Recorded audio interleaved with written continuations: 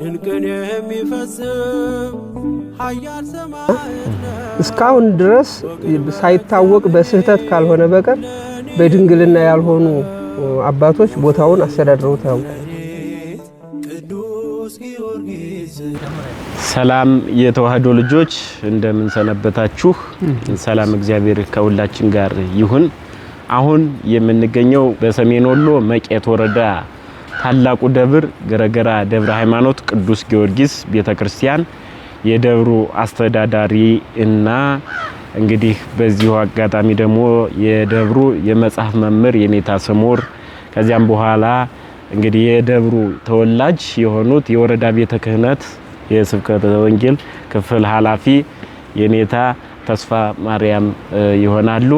እነዚህ አባቶቻችን የደብሩን ታሪክ በደንብ አብራርተው ይነግሩናል። ያለውን ነገር እንግዲህ አባቶቻችን ያስረዱናል። በትዕግስት እንድትጠብቁን እስከ መጨረሻው ሰላም እግዚአብሔር ከሁላችን ጋር ይሁን። በትዕግስት ተከታተሉ። ጥያቄን ወደ የኔታ ወደ አባታችን ይሆናል። አባታችን ስምዖትንና የደብሩ አስተዳዳሪ እንደሆኑ መረጃ እንግዲህ ሰምቻለሁኝ። የቦታውን ሁኔታ ቦታው እንዴት እንደተቀበለውትና በቅርብ ቀን እንደመጡም ሰምቻለሁ አውቃለሁ። የዚሁ ተወላጅ ስለሆንኩኝ እንዴት እንደሆነ እስኪ እንዴት እንደተቀበልነውት ለተከታዮቻችን አብራሩልን አባታችን። እሺ በቅድሚያ ሁላችንን በቸርነቱ አምላካችን እግዚአብሔር ሰብስቦ በቦታው ስላገናኘን ለሱ ክብር ምስጋና ይድረሰው። እንደ እግዚአብሔር ፈቃድ ያው እኔ እዚህ ቦታ የመጣሁት በብፁዕ አባታችን አቡነ ኤርምያስ መልካም ፈቃድ ከ2018 10ኛ ወር እና 17 ነበረ ወደዚህ ለመጣ የነበረው። አጋጣሚ ያው መንገድ ተዘግቶ እስከ 23 እና 24 ቆይተን በ27 ነው ወደዚህ የመጣሁት። በ27 መጥቼ የወረዳው ሊቀ ካህናት እዚህ ደብሩ በ27 እና በ28 አብረን ቆይተን በ30 ህዝበ ምእመኑና ሰበካ ጉባኤው ጋር ተዋውቅ አደረግነ እና ያው መጀመሪያ እንደማየቴ በጣም ትልቅ ሀገር ነው። ምእመኑም ህዝቡ እንግዳ ተቀባይ ነው እና እንግዲህ ከዚያ በኋላ ያው በ30 ገብቼ ዝም ብዬ ተቀምጬ አባሉም አላደርሁም። የሥራ ቦታዎችን ጎብኝቻለሁኝ። የመጀመሪያ የሥራ ቦታ የሆነው ቀራንዮ መድኃኔዓለም በአዲስ የሚታነጸው ትልቁ ተራራው ላይ ያለው ማዕከል ሆኖ የሚታየው ያንን የሥራ ጉብኝት አድርጌያለሁኝ እና አጋጣሚ ሆኖ ያው ተሰጡ ካለቀ በኋላ በስተ አስፋልቱ በኩል ያለው የታነጸው ፈርሶ ያንን ወጣቶችም ከሀገር ውጭ ያሉ ከሀገር ውስጥ ያሉ በጎ አድራጊዎች እየተረባረቡበት አሁን ለእግዚአብሔር ፈቃድ ያው ከመፍረስ የሚድንበት ጥሩ ደረጃ ነው ያለው። ያው በመቀጠል የጥምቀተ ባህር ቦታና የተለያዩ የልማት ቦታዎችን ጎብኝቻለሁኝ እና አጠቃላይ ያው እስካሁን ባለን ጊዜ ያው ትንሽ ጊዜ ቢሆንም ያለንበት ጊዜ ያው አጠቃላይ ቦታው የተላልቅ አባቶች ቦታ እንደመሆኑ መጠን የአቡነ እንድርያስን ታላቁ አባት መካነ መቃብራቸውን በደብረ ሃይማኖት ቅዱስ ጊዮርጊስ ቤተ መቅደስ ላይ አጽማቸው ያረፈ መሆኑን አይቻለሁኝ። አባታችን የሰጡኝን አደራ እስከ መጨረሻው ድረስ ሰርቼ ያው እግዚአብሔር እስከፈቀደልኝ ድረስ እዚህ ጥሩ ስራ እሰራለሁ ብዬ ተስፋ አለኝና ያው እስካሁን ከመጣው ጊዜ ጀምሮ ያሉት የስራ እንቅስቃሴ ደስ ይላሉ እና በአጠቃላይ ቦታውም እንግዲህ እኔ ጎን የምታዩቸው መምህር ስሙር ይባላሉ። ከኔ 1 ዓመት የቀደሙ ናቸው። የብሉይና የሐዲስ መምህር ናቸው። እኔም እድል ገጥሞኝ አሁን እሳቸው ጉባኤያቸውን በሚያስጀምሩ ጊዜ ደርሻለሁኝ እና አጠቃላይ ማህበረሰቡ ቀና መሆኑ ለአብነት ትምህርት ቤት ድጋፍ የሚሆነውንም ከአንድ እሁድ ከሁለት እሁድ ያው ያሰባሰቡ አይቻለሁና እንግዲህ እሳቸውም እኛን እያታጉ ያው የልማት መሰረት ያሳዩናልና በእሳቸው ጊዜ በመጀመሩ እኔም አይኔ በማየቴ ደስ ይለኛል። አባታችን በጣም ጥሩ። እንግዲህ እንደነገሩኝ ከሆነ ከመጡ ቅርብ ጊዜዎት ነው፣ ገና 1 ወር ይሞላ አካባቢ ነው መሰለኝና ቢሆንም ግን ማህበረ ካህናቱ ማህበረ ምእመናኑ በእርግጥ በዚህ ደብር ላይ በጣም ትልልቅ ሊቃውንት እንዳሉበት እርስዎም ያውቃሉ። ማንኛውም ማህበረሰብ መቄት ወረዳ ከተባለ ገረገራ ከተባለ ድፍን ኢትዮጵያ መቄትን ገረገራ ደብረ ሃይማኖትን የማያውቅ የለም ሊቃውንት በሊቃውንት መፍለቅና ስለዚህ ማህበረ ካህናቱም ማህበረ ምእመናኑንም እንዴት አገኙት? እንዴት አዩአቸው? ሊቃውንቱንስ እንዴት ወደፊትስ እንዴት ያስቀጥላሉ? ማህበረ ምእመኑ ህዝቡ ያው እንግዲህ አክባሪ ነው፣ ትምህርትም ተቀባይ ነው። ያደረጉን አድርግ ያሉትን ይታዘዛል።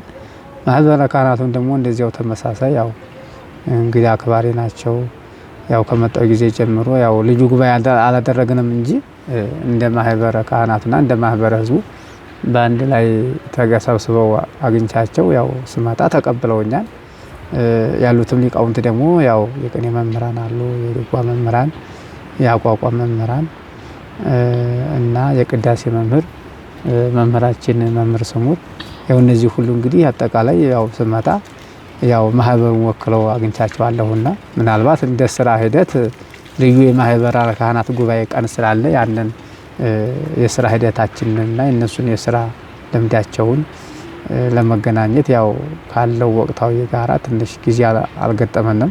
እንደምታዩት ያው ትልቁ ደብር ካህናት ያው ለአገልግሎት ካልሆነ በስተቀር ከአገልግሎት በኋላ የተለያየ ስራ ስላላቸው ሰበካ ጉባኤውም ያው ቅዳሜና እሁድ ስለሆነ የሚገኘው ያው በሰበካ ጉባኤው በኩል ስለሆነ እነሱን ማግኘት የምችለው ያው በስራ ዙሪያ አልተዋጀንም እንጂ እንደ ህዝቡ አቀባበላቸው መልካም ነበር። በጣም ጥሩ አባታችን እንግዲህ እግዚአብሔር ያክብርልኝ። እንግዲህ ከዚህ በኋላ ደግሞ የሚያገለግሉበትን ዘመን እግዚአብሔር ይፍቀድልን። አባታችን መርጌታ ተስፋ ማርያም ይባላሉ። የወረዳ ቤተ ክህነት የስብከተ ወንጌል ክፍል ኃላፊ ናቸው ብያቸዋለሁ። የዚሁ የደብሩ ተወላጅ ናቸው። እንግዲህ ደግሞ እሳቸው ደግሞ የዚሁ የደብሩ ተወላጅ እንደመሆናቸው መርጌታ ናቸው። ስለዚህ የቦታውን ሁኔታ የተሰጣቸውንም ጸጋ እንጠይቃለን። ስለዚህ የደብሩን ሁኔታ አባታችን በደንብ እንዲያብራሩልኝ እፈልጋለሁ። ይሄ ደብር እንግዲህ እኔ በልጅነቴ ጀምሬ ማለት ላውቀው አልቻልኩምና በስንት ዓመተ ምህረት እንደተመሰረተ ታሪካዊ ቦታ እንደሆነ አውቃለሁ። ሊቃውንት እንደሚፈልቁበት ለምሳሌ እንግዲህ ወደፊት የምናየው ስለሆነ እርስዎን ጨምሮ የሚፈልቁበት ሊቃውንት ያሉበት ደብር ነውና በስንት ዓመተ ምህረት እንደተመሰረተ ይሄ ቦታ ምን አይነት ገቢረ ተአምር እንደተፈጸመበትና እየተፈጸመ እንዳለ ከዚያም በኋላ ምን አይነት ሊቃውንት እንዳሉበት ይሄንን አባታችን ቢያብራሩልኝ የሚለውን ነው። እስኪ በስመ አብ ወወልድ ወመንፈስ ቅዱስ አሐዱ አምላክ አሜን። ቀሲስ ደሳለኝ አመሰግናለሁ። እንግዲህ የምንገኘው በጥንታዊውና በታሪካዊው ደብረ ሃይማኖት ገረገራ ቅዱስ ጊዮርጊስ ቤተክርስቲያን ነው። ቤተክርስቲያኑ ቀሲስ እንደገለጹት ጥንታዊ ነው፣ ታሪካዊ ነው። እንግዲህ አባቶቻችን በመጽሐፍም ጽፈው እንዳስቀመጡት በታሪክም እንደሚነግሩን በ1424 ዓመተ ምህረት እንደተመሰረተ ነው የሚነገረው እና ያው ብዙ ምሁራን ያለፉበት ከመሆኑም ባሻገር በዚህ በዘመነ ርስት ስድስቱ ጋሻ ዘጠናው ጋሻ ስድስቱ አዝማች እየተባሉ የሚጠሩትም ርስት ያከፋፍሉ የነበሩ ሰዎች ማረፊያቸው እዚህ እንደነበረ ነው ታሪኩ። ከጎጃም መጥተው እዚህ አርፈው ከዚህ በኋላ ለኩሪሳ ሲሶ ላምበጣጤም እንደዚሁ እያከፋፈሉ በዚህ በእኛ በታች ኩሪሳ ኪዳነ ምህረት የምትባላለች ይሄ እዚህ ላይ ሆነው ሲሶ ሲቀረጥ ውሎ ከገበያው ሲሶ ለዚያች ይሰጣል። ሌላው በዚህ ታላቅ ደብር ይካፈል እንደነበረ ታሪክ አዋቂዎች ይነግሩናል። አሁንም በቦታው ያሉና ቦታው ጥንታዊ ነው፣ ታሪካዊ ነው። ከዚያም በመቀጠል እነ አቡነ እንድሪያስ መምህር ሰይፉ ወይም ቀጸላ እየተባሉ ሲጠሩበት በነበረው ሰዓት ወደ ጵጵስናው ሳይሄዱ እዚህ ቦታ ላይ ብሉያቱን፣ ሐዲሳቱን፣ ሃይማኖተ አበውን፣ ትርጓሜውን ያስተምሩበት እንደነበረ ይነገራል። ብዙ ሊቃነ ጳጳሳት ከሳቸው ጎን ሆነው መጻሕፍቱን፣ ብሉያቱን፣ ሐዲሳቱን እንደተማሩ ሊቃነ ጳጳሳት ሳይቀር ይመሰክራሉ። እነ ብፁዕ አቡነ ቄርሎስ የሰሜን ወሎ፣ እነ ብፁዕ አቡነ አትናቴዎስ፣ ሌሎችም በርካታ ሊቃነ ጳጳሳት ይህን ቦታ ሳይረግጡ ያለፉ ሰዎች የሉምና ይህን ያህል የታሪክ ማይደር እንደሆነ አባቶቻችን ይነግሩናል። ቀሲስ በጣም መልካም አባታችን። ባለፈ አንድ አባት ጠጋ ብዬ እየጠየኳቸው እንዳስረዱኝ ከሆነ ከጨጨሆ በላይ እና ከድልብም በላይ ቤተክርስቲያን እንዳልነበረና በዚያኔ ዘመን ይሄ ቤተክርስቲያን የመጀመሪያ እንደነበረና ለአካባቢው አሪያ ሆኖ እየቀጠለ እንደነበረ አስረድተውኛልና እስኪ ስለዚያ በደንብ ለተመልካቾቻችን ያስረዱ። እሺ ይሄ ታሪክ ያለ ድንግል መነኩሴ እዚህ ቦታ ላይ አስተዳዳሪ መሆን አይችልም። ለዚያም ነው በብፁዕ አቡነ ቄርሎስ የሰሜን ወሎ ሀገረ ስብከት ሊቀ ጳጳስ እንዲሁም በብፁዕ አቡነ ኤርምያስ በድንግልና ያሉ አባቶች ነው እየተሾሙበት ያለው። እንደተባለው ከጨጭሆ በላይ ከድልብ በላይ ያለ ማንም ያለ ዞኑ ለሌላ ሀገር ተጠሪነት የለውም። ይሄ ቦታ ለሊቀ ጳጳሱ ነው ቀስታ ተጠሪነቱና እስካሁን ድረስ ሳይታወቅ በስህተት ካልሆነ በቀር በድንግልና ያልሆኑ አባቶች ቦታውን አስተዳድረውት ያውቁ እና አሁንም ይሄ ታሪኩ ይቀጥላል። አባቶቻችን በጥንቃቄ እየመረጡ ለዚያም ነው አሁን አባታችን ተመርጠው በቅርብ ቀን ለዚህ ቦታ ይመጥናሉ ተብለው ደብሩን እንዲያስተዳድሩ አሁን በቅርብ ቀን ነው የመጡልን። ሌሎች አባቶች ይህን የሚታየውን ልማት እየሰሩ ሁሉም መተው አንዳንድ ታሪክ ሳያስቀምጡ አላለፉም። አባታችንንም እንግዲህ ብዙ ስራ እንጠብቃለን። ብፁዕ አቡነ ኤርምያስ በብዙ ጥረት ፈልገው ያመጡልን አባት ናቸውና ከዚህ አንፃር ደብሩ እንደተባለው በድንግል የሚተዳደር ነው። በውስጡም በርካታ ሊቃውንት አሉ። በአሁኑ ሰዓት በደብሩ የድጓ መምህር፣ የዝማሬ መዋሥዕት መምህር፣ የቅዳሴ መምህር፣ የብሉያትና የሐዲሳት መምህር፣ በቅርቡ ደግሞ መምህር ስሙር አባታችን መጥተዋል። ያን የብፁዕ አቡነ እንድርያስን የቀድሞውን ወንበር ለማስቀጠል በህብረተሰቡና በብፁዓን አባቶች ጥረት ተፈልገው አባታችን የብሉይና የሐዲስ መምህር መጥተው ነገ ሰኔ 21 ቀን 2018 ዓመተ ምህረት ጉባኤ ቤቱ ይጀምራል። ደቀ መዛሙርቱን ምልመላ አድርገን ፈተና ወጥቶ ማስታወቂያው በሁሉም አድባራት ተለጥፎ በጣም ለየት ያሉ በእውቀታቸው በአቋቋም በዜማ በቅኔ በቅዳሴ የበሰሉ ደቀ መዛሙርት ትምህርት ቤቱን እንዲሟሹት ይፈልጋልና ከዚህ አንፃር ዛሬ ደግሞ የቀሲስ መገኘት የአባታችን መምጣት ትምህርት ቤቱ ሊጀመር በማግስቱ መምጣታችሁ እውነት ለመናገር ትልቅ ደስታ ነው። ለዓለም ታስተዋውቁልናላችሁ ብለን እናስባለንና እንዲሁም ደግሞ የቦታው ተወላጆችም አሉ፣ የቦታው ፍቅር ያደረባቸው አሉ። የብፁዕ አቡነ እንድርያስ ልጆች በአዲስ አበባ ገብርኤል አካባቢ ግቢ ገብርኤል ይባላል። እነሱ ናቸው ይሄንን ቆርቆሮውንም የተለያየ ማቴሪያል አውጥተው የብፁዕ አቡነ እንድርያስን ቃል አናጥፍም ብለው የመንፈስ ቅዱስ ልጆቻቸው ከአካባቢው ህብረተሰብ ይልቅ እነሱ ትልቅ ድጋፍ እያደረጉ ነውና ለነሱም ጥሪያችን እንዲተላለፍልን በእግዚአብሔር ስም እንጠይቃለን። መልካም የኔታ ጥሩ ሀሳብ ነግረውኛል። የአብነት መምህራን ስንት ይኖራሉ? እንዳጠቃላይ መርጌታ ስንት እንዳለ ሊነግሩን ይችላሉ? ከ10 በላይ የአብነት መምህራን አሉ። ከዚያ በታች ደግሞ በድብትርና የሚኖሩ በመምህርነት ሳይሆን በድብትርና የሚያገለግሉ አሉ። ከ150 በላይ ካህናትና ዲያቆናት ይገኙበታል አሁን በዚህ ሰዓት ማለት ነው። እንግዲህ ያው ይሄ ከኩሪሳ ወዲህ ከወርካዬ ወዲህ ሌላ ቤተክርስቲያን የለበት። ቀራኒዮን ይዞ ይሄም እናየው አጠቃላይ ከፈላቂት ወዲህ ይሄ አጠቃላይ ቀድሞ በነበረው ሰዓት ያው ሰፊ ነው። በአሁኑ ሰዓት በደብሩ እቅፍ የሆኑ ከበፊቱ በጥቂቱ አሁን 5 ቤተክርስቲያኖች ፈቅዶ ከርቀታቸው የተነሳ እያከፋፈለ ሰጥቷል። ቢሆንም ግን አሁን በአሁኑ ሰዓት ከ150 በላይ ካህናትና ዲያቆናት አሉ። እነዚህ ካህናትና ዲያቆናት የፈለሰውን ትተን ነው በአዲስ አበባ በአሜሪካ በልዩ ልዩ ከወጡት ይልቅ እነዚህ ግን እንዲሁ ዝም ብለው ራሳቸው የሚያሸንፉ ደሞዝ የማይከፈላቸው 10 ጣሳ እህል የተለያዩ ዝም ብሎ በትንሽ ነገር ደብራችን አንለቅም ብለው ለአገልግሎት ብቻ ተጸምደው የሚኖሩ አመት እስከ አመት ቅዳሴውም ሆነ ሰዓታቱ ስብሐተ ፍቅሩ የማይታጎልበት ቦታ አመት እስከ አመት ማለት ነው። በጣም የሚገርም ነው። ቅኔ መምህር ሳለ የቅኔ መምህር አሉ። አይንታ በየጊዜ የሚባሉ አሉ። ቅኔውም አለ። ሁሉም አሁን ጉባኤ ጎሎ የነበረው መጽሐፉ በብፁዕ አቡነ እንድርያስ ተቋርጦ የነበረው ነው አሁን የሚቀጥለው እንጂ ሌላው በነበረበት ያለ ነው። ዘመነ ከአቡነ እንድርያስ ጀምሮ የመጽሐፍ መምህር የለም ነበር ማለት ነው። ሐሳቸው ይመጣሉ። ለምሳሌ እና አባ ኪዳነ ማርያም የሐዲስ ኪዳን መምህር ናቸው። ልቅናውንም ደርበው ይሰሩበት ነበረ፣ ያስተምሩበት ነበረ። እየተቋረጠ እየሄደ እየመጣ ቤት ሳይኖር ዝም ብለው መተው አስተምረው ይሄዳሉ። ተቋርጦ ይቀራል። አሁን ግን በማያቋርጥ መልኩ ጉባኤ ቤቱ ተሰርቶ እንግዲህ ምናልባት ያው የሰርከ ህብስቱ ጉዳይ ካልሆነ በቀር በሌላ ምእመኑ ከብረት ድስት ከኩባያ ከወንበር ጀምሮ እየተሟላበት ያለ ሁኔታ ነው። በህዝበ ክርስቲያኑ እሁድ እያመጣ እዚህ ላይ አውደ ምሕረቱ ያስረክባል። መልካም የኔታ ተመልካቾቻችን፣ አሁን ደግሞ ተረኛው እንግዲህ ያለውን የሚነግሩና የኔታ ስሙር ይሆናሉ። የኔታ ስሙር የብሉይና የሐዲስ ኪዳን መምህር ናቸው።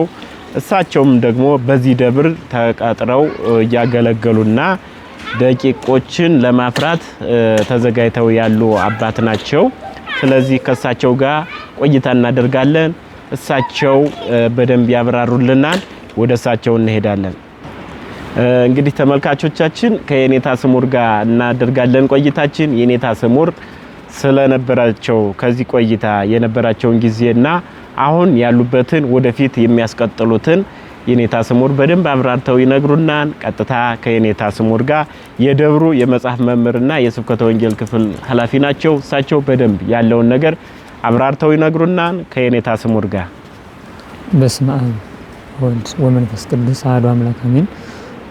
የተወደዳችሁ ውድ ኦርቶዶክሳውያን ወገኖቻችን በኢትዮጵያም በኢትዮጵያ ውጭም በዓለም የምትኖሩ ሁላችሁም በሕያው እግዚአብሔር ስም ለምሰነበታችሁ ቀሲስ ይህን ሀሳብ ሊያጋሩን ፈቃደኛ ሆነው ወደዚህ ታላቅ ደብር መጥተው ይህን የተቀደሰ መርሃ ግብር ወይም መንፈሳዊ ስራ ስለሰሩልን እጅግ አመሰግናለሁ።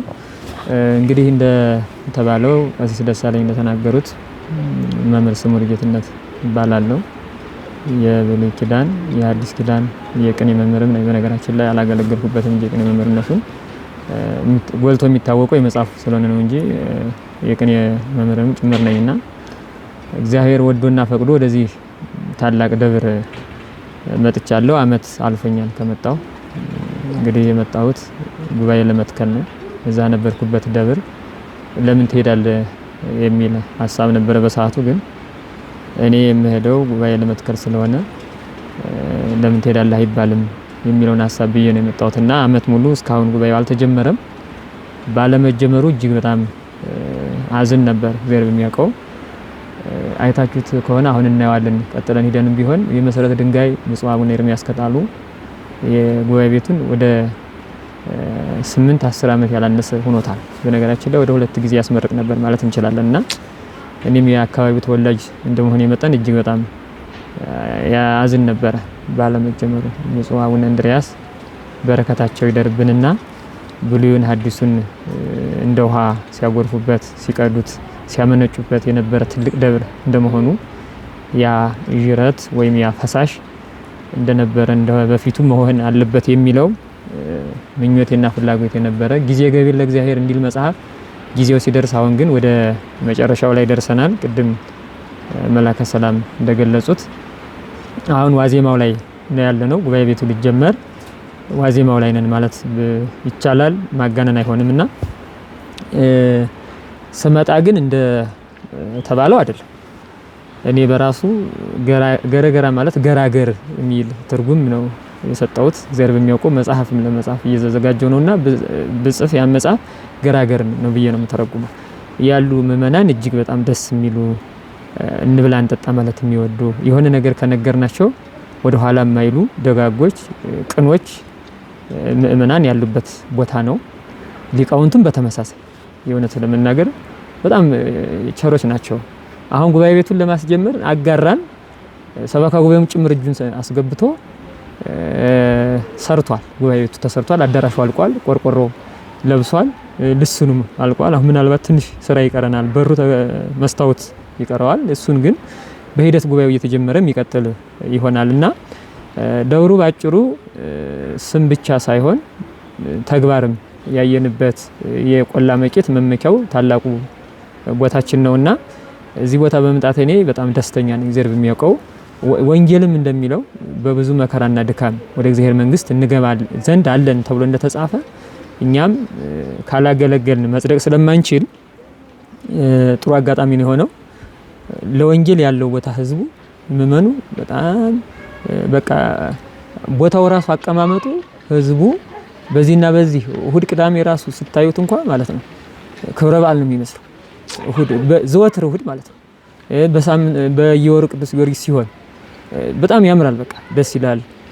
ለድርሳን ለመስማት ገዱን ለመስማት ወንጌልን ለመስማት ያለው ፍላጎት በየቀኑ በየጧቱ ማታ ሲስም ህዝቡ በጣም የተለየ ቦታ ነው እግዚአብሔር በሚያውቀውና ይሄን ቦታ እንግዲህ አደራ ስላለብን ወንጌልም ይሄን እንድናደርግ ግድ ስለሚለን የተሻለው ትውልድ ለመፍጠር ቤተክርስቲያኒቱ እንድትቀጥል ለማድረግ የምንችለው እናደርጋለን። ጉባኤ ቤቱ ደግሞ በልዩ ልዩ እገዛ እርዳታ ስለሚፈልግ አስራታችሁን በኩራታችሁን አንዳንድ ደቀ መዝሙር ማስተማር ብትችሉ ምእመናን ቤተክርስቲያኒቱን ወደፊት እንድናስቀጥል ከተፈለገ ሁላችንም አደራ አለብን። ይሄን ማድረግ ብንችል ለማለት ነው። እንግዲህ ቦታው ቅድም እንደተናገርኩት ሊቃውንቱ ቀኔ ሁሉ የተቀኙለት ነው። እውነት ለመናገር ይሄ ደብር ምን ይላል አንዱ ሲቀኝ ለዚህ ታላቅ ደብር ተክለ ሃይማኖት ዜና ጽድቅ ተሳአል እምላሊበላ ወራቀከ ትቁም እምነዋየ ዓለም ዛቲ ዚአከ ወዘላሊበላ እስመ ምድራህቲ ወልቡናከ ይርክም ኩለሄ በእግረ ልቡና ሀታቲ በፍቅረ ዋልድባ ወአብረንታቲ መሰተ አምር ባቲ ገረገራ ዋልድባይቲ የተባለ ደብር ነው። በነገራችን ላይ ታውቅባት ገረገራ ዋልድባ ናት። ዋልድባ በጣም ትልቁ ገዳማችን ነው። እንደ ኢትዮጵያ እጅግ በጣም ትልቅ የሚባለው ገዳም ነውና ገረገራም ዋልድባ ነው ብሎ ነው ሊቁ የተቀኘለት። ይሄ ትልቅ ደብር ነው። እውነት ለምናው ሁሉም የሚያውቀው ባህር ዳር ብንሄድ ወልዲያ ብንሄድ መኪናው በራሱ ገረገራ ነው የሚለው እና ትልቅ ቦታ ስለሆነ ይህን ትልቅ ቦታ ወደ ነበረው ጥንቱ ማንነቱ የበለጠ እንዲሄድ እንዲቀጥል ማድረግ የሁላችንም ድርሻ ነውና በጋራ ጉባኤ ቤቱን እንስራ። ምእመናን እናንተ በገንዘባችሁ በሐሳብ እኛ ደግሞ በተማርነው በእውቀት ሐሳባችን እየተጋራን እንዲቀጥል ማድረግ ይጠበቅብናል ለማለት ነው። በጣም መልካም የኔታ እንግዲህ ጉባኤ ቤት ከፍተው ሊያስተምሩ እንደሆነ ነግረውናል። በዚህ ጉባኤ ቤት ስንት ተማሪ ሊኖረው ይገባል? የሚማሩት ተማሪዎችስ ምን ያካተቱ መሆን አለባቸው? ግሩም ጥያቄ ነው ቀሲስ ደሳለኝ። ትምህርቱ የሚሰጠው ብሉይና ሐዲስ ነው። ማስታወቂያው ላይ እንደዛ ይላል። የምንፈልገው ለጊዜው የብሉይ 4 የሐዲስ 4 ነው፣ 8 ነው በደምሩ። እንደዚህ ያደረግነው ለምንድን ነው? ጉባኤ ቤቱ አሁን ተሰርቶ አላለቀም። መጀመሪያ አዳራሹን የሰራ ነው። አሁን እዛ ላይ አዳራሹ ላይ ብዙ ነገሮች ቤቶች ያስፈልጉናል። የምናነብበት መጽሐፍ ቤት ራሱን የቻለ ማንበቢያ የመጻሕፍት ቤት ያስፈልጋል። ከጉባኤ ማስሄጃ ግን ደቀ መዛሙርት ሰዓታቸውን እየተጠቀሙ የሚያነቡበት የተለያዩ መጻሕፍትን የሚያነቡበት ራሱን የቻለ ቤት ያስፈልገናል። ምግብ ቤት ያስፈልጋል። ማረፊያ ቤት ያስፈልጋል። መጸዳጃ ቤት ያስፈልጋል። በጣም ልዩ ልዩ ቤቶች ያስፈልጋል እና አካተን ጨርሰን እዛ ላይ አልሄድንም።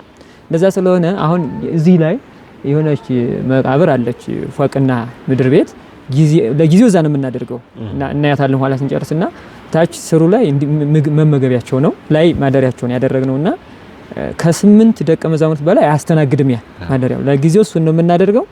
የሐዲስ ኪዳን 5 ዓመት ነው ትምህርት የምንሰጠው። ብሉይ ኪዳን 6 ዓመት ነው። በብፁዕ አቡነ ኤርሚያስ ጉባኤ ቤትም እንደዛው ስለሆነ እኛም የነሱ ልጆች ስለሆን ከእሳቸውን ጉባኤ ይዘን ነው የምንሄደው። ለ5 ዓመት በዚህ ፍላቂት ገብርኤል ላይ የሚሰጠው 5 ዓመት ሐዲስ ኪዳን። እኛ ደግሞ ብሉይንም ስለጨመርን ብሉይ ደግሞ በጣም መጻሕፍቱ ራሱ የብሉይ መጻሕፍት 46 ናቸው። የሐዲስ ኪዳን 35 ናቸው። እነዚህን ስንደምራቸው 81 ይሆናሉ። ስለዚህ በቁጥር ብዛቱ ብሉይ ኪዳን ነው። ስለዚህ ዓመትም 1 ዓመት ይጨምራል። ስለዚህ ብሉይ ኪዳን የሚማሩ 6 ዓመት ጊዜ ይወስድባቸዋል። ሐዲስ ኪዳን የሚማሩ ደግሞ 5 ዓመት በድምሩ የሁለቱም 11 ዓመት 11 ዓመት። አዎ። እና ማንኛውም ሰው ይገባ ነው ለሚለው አይገባ። ማስታወቂያው ላይም አለ ይሄን ያሟላ የሚል መስፈርት አለ። የመጀመሪያው በሃይማኖቱ ጥርጥር የሌለው ሚል ነው። አይታችሁት ከሆነ በፌስቡክም በቴሌግራም ልከነዋል፣ ደርሶም ልከለታል አይቶታልና የመጀመሪያው መስፈርታችን እሱ ነው። ምክንያቱም አሁን መናፍቅ የበዛበት ጊዜ ስለሆነ እኛ ደግሞ መናፍቅን መዋጋት ነው አላማችን። ስለዚህ ተመሳስለው መጥተው ጉባኤ ቤታችን እንዳያስቸግሩብን የመጀመሪያው መስፈርታችን ያደረግነው እሱ ነው። በጣም ትልቅ ነገር ነው ያስረዱኝ። እውነት እኔ ማወቅ የምችለው ሁላ አውቄያለሁኝ። ምናልባት እግዚአብሔር ፈቅዶ መማር የምትፈልጉ መርዳት የምትፈልጉ በአካል መታችሁ መጎብኘት የምትፈልጉ ወንበር የመሳሰሉትን መጽሐፍ፣ ምግብ የአንድ ተማሪ 2 ተማሪ በወር እንግዲህ የአንድ ተማሪ ስንት እንደሆነ ቀለቡን መስፈር የምትፈልጉ ኦርቶዶክሳውያን ስለዚህ መርዳት ትችላላችሁ። ትረዱ በእግዚአብሔር ስም በሰማይቱ በቅዱስ ጊዮርጊስ ስም እናሳስባለን። ከዚያ በመቀጠል ደግሞ እንግዲህ የኔታ ብዙ ነግረውኛል። ምናልባት ጊዜ ካለን ቀጣይ የምጠይቃቸው ይሆናል። ወስዳችኋለሁ። መላከ ሰላም የወረዳ ቤተ ክህነቱ ትምህርት ክፍል ናቸው ብያችኋለሁ ቅድም። አሁን ደግሞ እንግዲህ ያው ዙሮ እሳቸው ያወቁትን የተረዱትን የተማሩትን ደግሞ ለኛ ደስ እንዲለን እንግዲህ አንድ ወረብ ለተከታዮቻችንም ደስ እንዲላቸው አንድ ወረብ ልበላችሁ ብለዋል። በጎ ፈቃዳቸው ሆኖ ይበሉልን። የኔታ መጨመርም ይችላሉ አንገድመውትም። አይ በቃ እሺ፣ አመሰግናለሁ። ያው ያለንበት ቦታ ደብረ ሃይማኖት ገረገራ ቅዱስ ጊዮርጊስ ቢሆንም ቀኑ ሰኔ 12 ቀን የሰኔ ሚካኤል ክብረ በዓል ስለሆነ አመይሰቅልዋ አይሁድ ለጊዜና የሚለውን ለዘብ እንላለን። ያው ሁሉም በአቋቋሙ ዘርፍ ያሉበት ስለሆነ አብረን እንለዋለን። አመ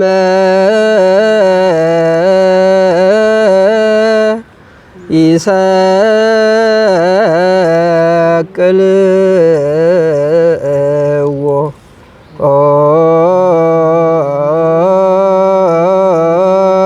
አይሁድ ለእግዚእ አመ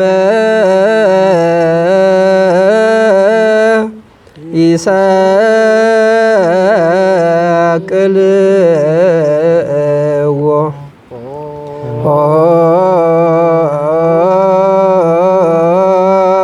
አይሁድ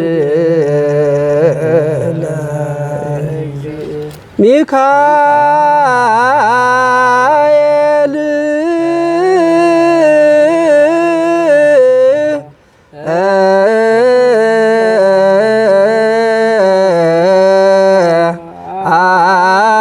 አርመመ ወገብርኤል ተደመ ሚካኤል